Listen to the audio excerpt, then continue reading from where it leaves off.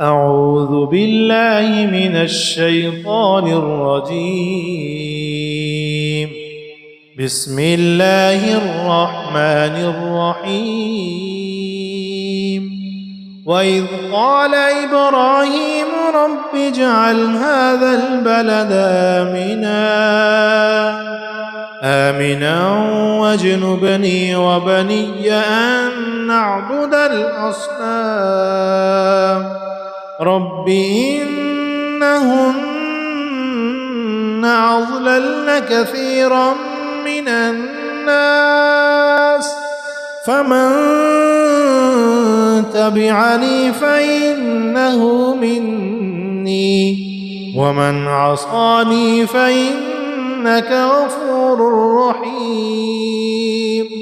ربنا إني أسكنت من ذريتي بواد غير ذي زرع عند بيتك المحرم ربنا ليقيموا الصلاة فاجعل أفئدة من الناس تهوي إليهم وارزقهم من الثمرات لعلهم يشكرون. ربنا إنك تعلم ما نخفي وما نعلن وما يخفى على الله من شيء في الأرض ولا في السماء.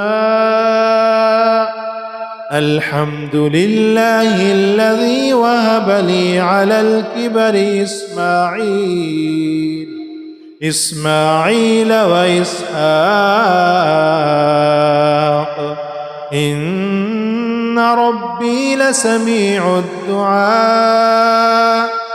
رب اجعلني مقيم الصلاة ومن ذريتي ربنا وتقبل دعاء. ربنا اغفر لي ولوالدي وللمؤمنين يوم يقوم الحساب.